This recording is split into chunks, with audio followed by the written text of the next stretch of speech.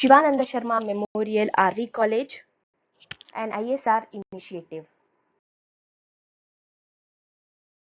SSMRV College, one of the premier institutes run by the prestigious RV Group of institutions, has come up with a unique initiative to engage students at the time of this unforeseen medical emergency caused by corona outbreak. As a socially responsible institution, we would like to connect academically with students to make good the losses caused. In this connection, I, Sindhushri NS of the Department of English, have posted a video on the subject English, which is a revision of all the lessons for 4th semester BCom, and this video is part 2. Watch the video till the end, like, share with your peer groups, and subscribe to our YouTube channel. Thank you.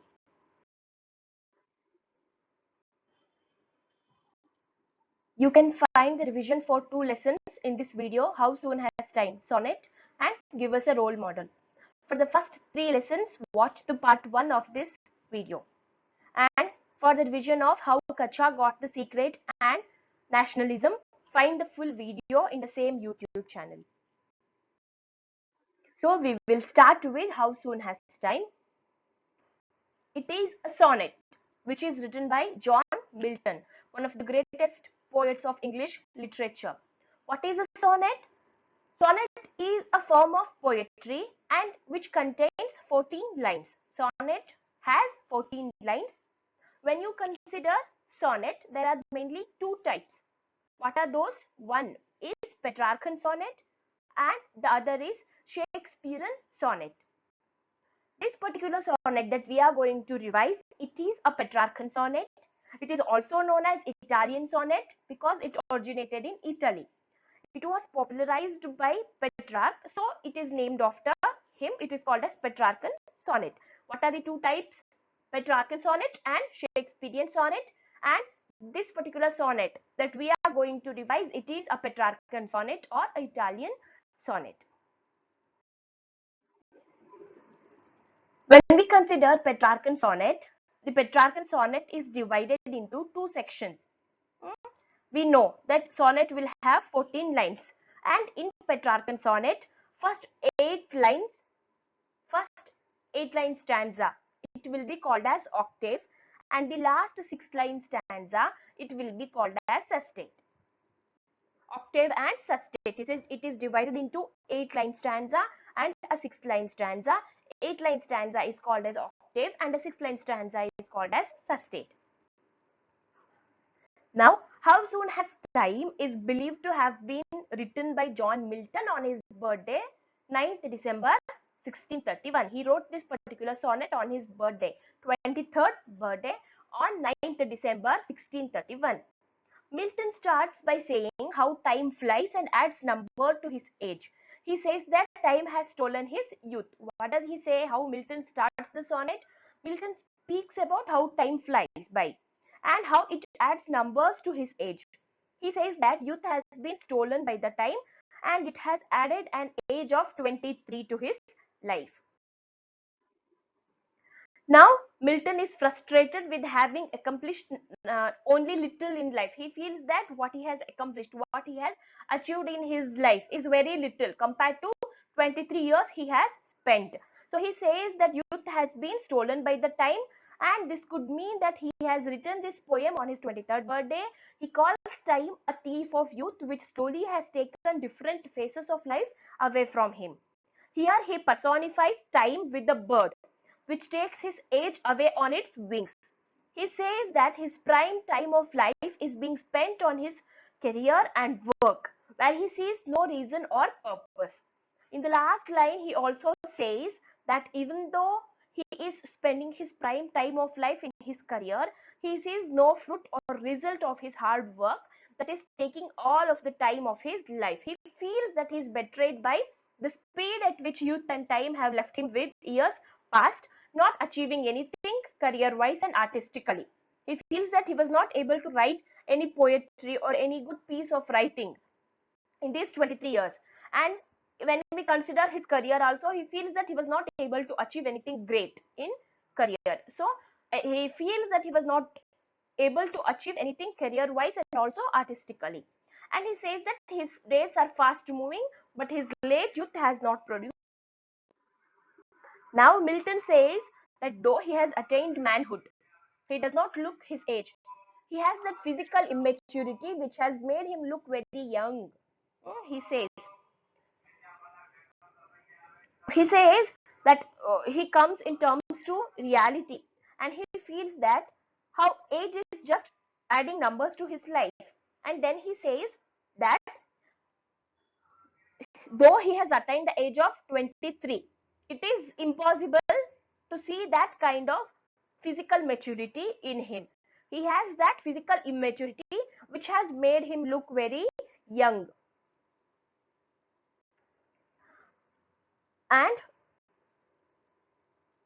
he says that he still does not look masculine and that his age is not visible on his appearance. He still looks like a boy younger than what he actually is. In the last line, he also says that he is unhappy in life with his failure of being a poet and lacking a respectable standing of a high man. And he continues to underestimate himself, comparison to contemporaries having accomplished much more in their prime age. Now, at the end, what happens? At the end, now mood changes, and Milton gains faith in God. He comes in terms to reality, and he says that he needs time and blessings of God. He says that sooner or later, be it small amount or large, he will be blessed by him. He will be blessed by God. Milton indicates that his great taskmaster has revealed his fate, and he feels that right now it is the destiny allotted by God, and accordingly he has to carry out his part of the duty and wait in patience. John Milton says that he would wait and see the grace of the taskmaster, which means God, anticipate for his blessings, that may his fortunes change into better someday. So we can see that in these lines there is some kind of introspection and acceptance that is seen. The poet is a religious person, yes, and he believes that someday God will show him the purpose of his life and lead him to his destiny. The term taskmaster implies that he considers that everything in the world is pre-planned by God, and he is the master behind all that happening around in the world. So Milton understands that all he needs is time, patience, and heaven. So what are the points that you have to remember in this particular sonnet? That speaker is 23 years old in the poem. They'll ask you this question for 2 marks. How old is the speaker in the sonnet? Speaker, which means who is the speaker? John Milton. How old is John Milton? He is 23 years old in the poem. Then he compares his youth to spring. That is this word used, late spring, which means late youth. Late youth means late spring. Sorry, that is a mistake here. Then time is seen as a winged creature. John Milton sees time as a winged creature. Then he calls God as taskmaster, then heaven, and he calls time as a subtle thief.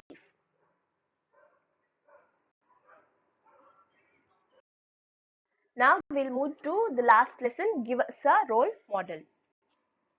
This is by APJ Abdul Kalam. How does he start this? He starts by asking us why should he be meeting students? We all know that Abdul Kalam loved meeting students. He loved meeting children. He loved having some conversation with young minds. So he asks why should he be meeting students? And to find answer for this, he goes back to his student days. He remembers his journey from Rameshwaram. We all know he belonged to a state called as Tamil Nadu, and from a particular place, from the island of Rameshwaram. Kalam feels that he always assessed his worth by what he contributed and the value of that contribution. And he feels that this made his journey possible. Then he also talks about G8 nations. What are these G8 nations? These are the group of 8 nations which are highly developed, industrialized nations. What are these G8 nations? United States, Russia, Italy, Japan, United Kingdom, Canada, Germany, and France. And he tells that the people or citizens of G8 nations always believed that they must live in a strong and prosperous nation. This is what they aspired for and worked towards it. So now they are powerful nations. Kalam also tells that it's not wrong to desire material things. He talks about having desire for material things and also minimalism. Abundance is good for nations because it brings a security, confidence, and these two will help in preserving freedom. He feels that as an individual, if you desire for material things, it may be bad in a certain way. But aspiring for material things or abundance, it is good for nations. Why? Because if you have wealth, if you have everything in abundance, it will bring security and confidence. And with the security and confidence, you will be able to preserve your freedom. If any country comes and attacks you, when you have security and when you have the confidence, you will be able to preserve your freedom and fight against the enemy country. He feels that all we see in this world is an embodiment of energy and we are part of cosmic energy. We must realize that it's not wrong to desire material things. He also tells if one wants to follow a life of minimalism, it has to be a matter of choice. It should not be a forced one. No one should come and tell you and force you that you have to follow a life of minimalism. It should not be that way. If you feel that, okay, I have to follow the life of minimalism, you have to do that. It should be a matter of choice and it should not be a forced one. See, there are so many questions asked and the answers that are given by Abdul Kalam have been mentioned in the lesson. What I have done is, I have given you where this particular question was asked, what was the question, and what was the answer given by Abdul Kalam. So we will try to revise it the same way. Kalam shares his experience of interacting with students. His first meeting that he explains to us, it took place in a high school in Tripura. What is the question asked? Where do you get a role model from and how do you get a role model? What is the answer given by Abdul Kalam? When you're growing up, the best role model you can have is your father, mother, and your school teacher. That is obvious. While we were growing up, we would have our parents and our teachers as our role model, isn't it? They can impart best guidance during this time. And Kalam tells us that he was inspired by his parents and his teacher, Shiva Subramania Iyer. He tells he had his parents and his teacher, Shiva Subramania Iyer, as his role model when he was growing up. And he also talks about the role of a teacher. Huh? What is the role of a teacher? What should a teacher do? Is it just teaching enough for a teacher to be a successful or a good teacher? No. Abdul Kalam tells that a teacher should always try to generate creativity in the minds of students. So teachers and parents give proper guidance to students, India can get a new life.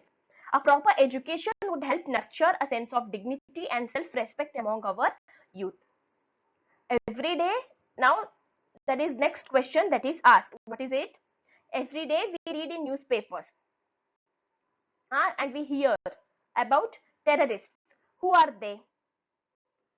And do they belong to our country?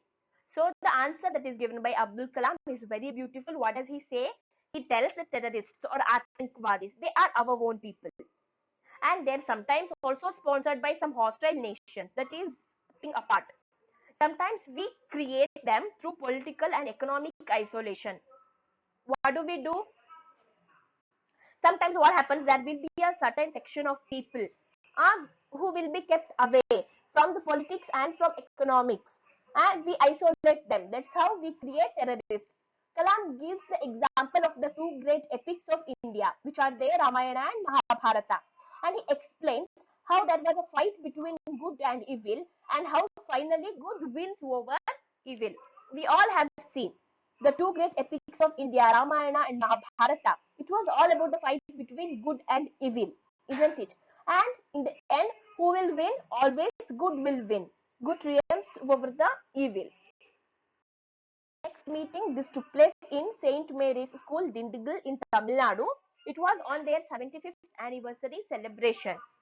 So a student asks, I have read your book, Wings of Fire.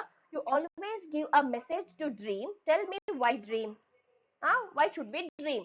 Abdul Kalam is someone who always gave importance to dreaming. So the student asks, you always give a message to dream, but tell us, why should we dream?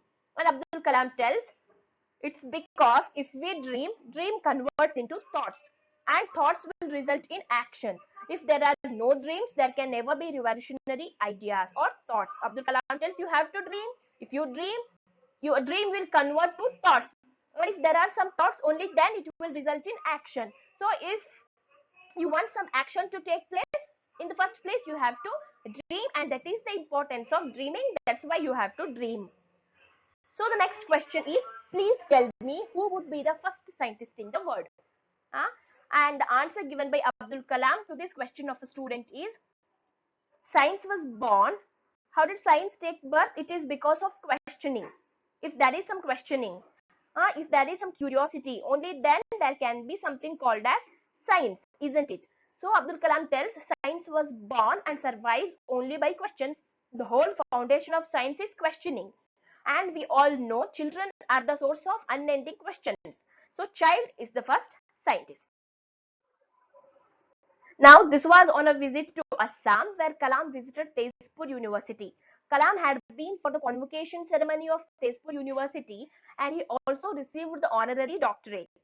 So the question asked here is, why cannot water from the Brahmaputra, which is in flood much of the time, be diverted to Rajasthan or Tamil Nadu, which are starved of water? It is all about river linking.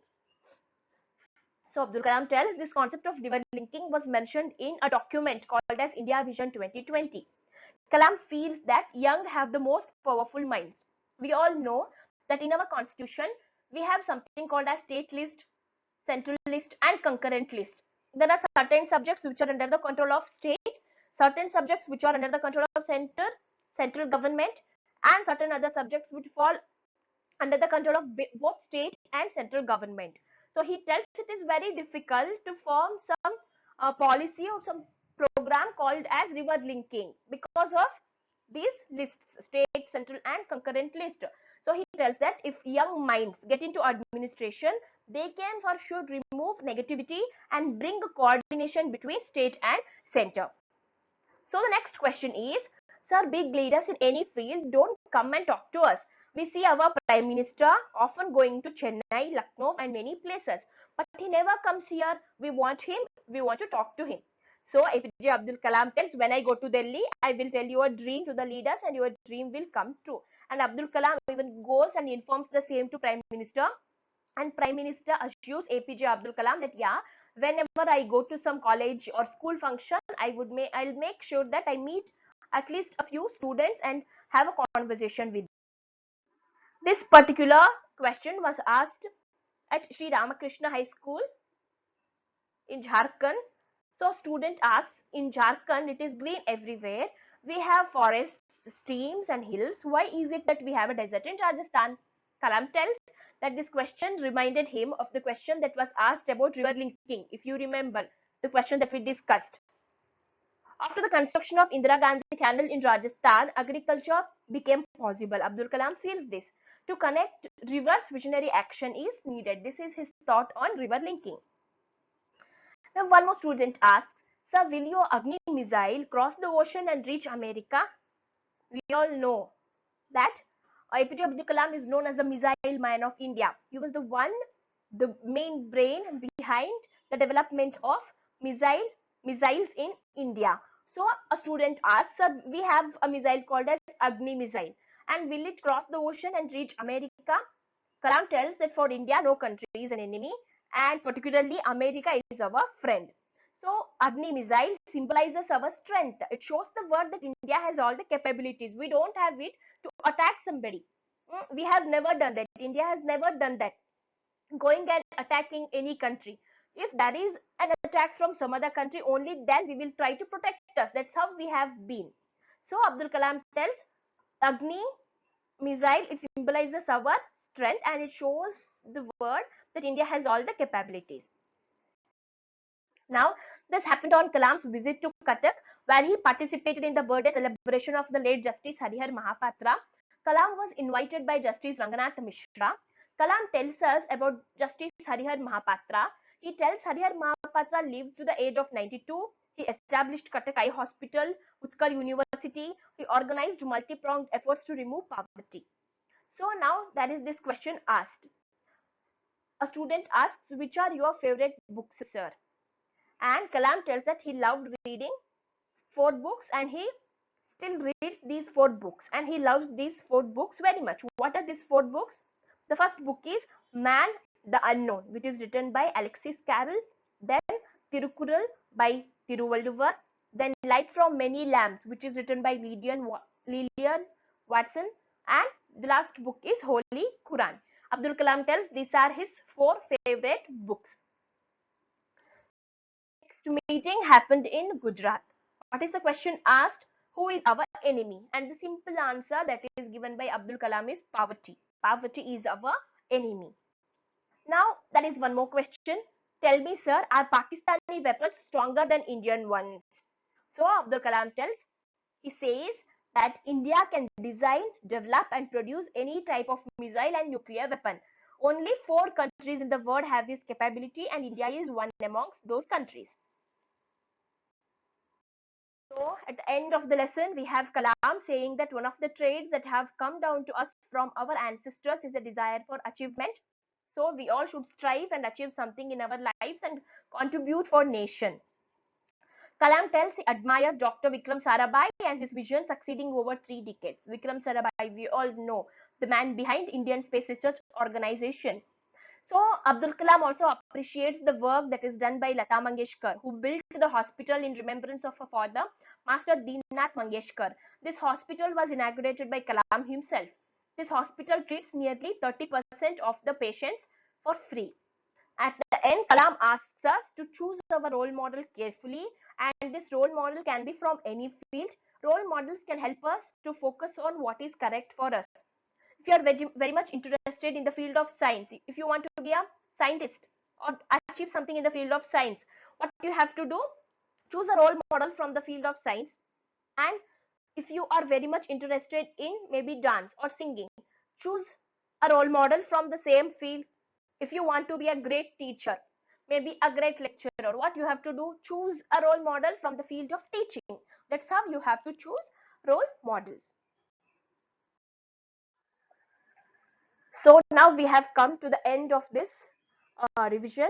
Watch the part 1 of this video for the revision of first 3 lessons. Thank you for watching. Please subscribe to our YouTube channel. Thank you.